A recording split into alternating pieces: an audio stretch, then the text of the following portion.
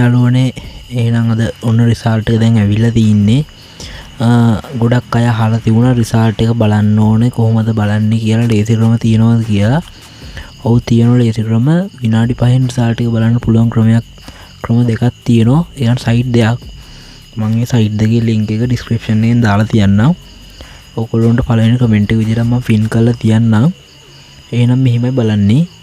අපි ඉස්සෙල්ලා Google Chrome එකට යන්න ඕන. දැන් මම නම් ඔයගොල්ලන්ට link එක description එකේ දාලා දෙන නිසා ඔයගොල්ලන්ට මේ link එක touch කරපු ගමන් ඔටෝ යනවා ඔයගොල්ලන්ගේ web browser එකට.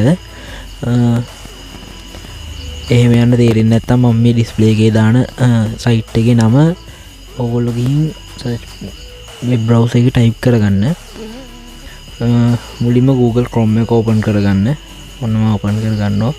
ඊට පස්සේ මේ මුල් site එකේ නම ගහගන්න.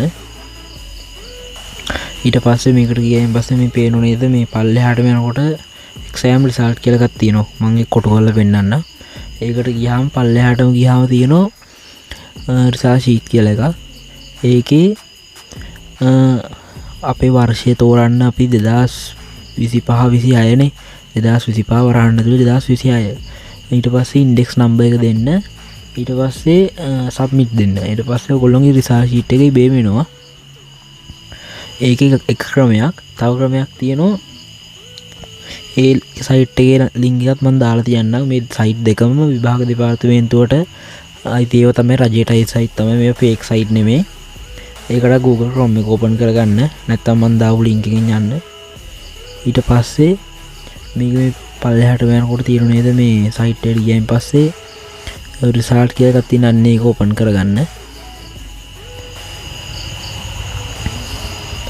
ඊට පස්සේ ඔය details ටික දෙන්න අපිට ඉල්ලන දේ දීලා submit දෙන්න.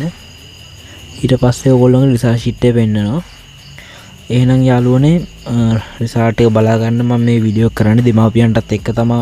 මොකද සමහරක් ළමයි බොරු කියනවා result එක අර එහෙම දන්නේ නැති දෙමාපියෝ අර එහෙම ඉන්නෝ නේද? ඒ නිසා තමයි මම මේක කරන්නේ. subscribe පාරක් දාගෙන යන්න. තව මේ වීඩියෝ එක share කරන්න යාළුවන්ට. එහෙනම් බොහොම ස්තුතියි යාළුවනේ වීඩියෝ එකත් එක්ක රැඳිලා හිටියට.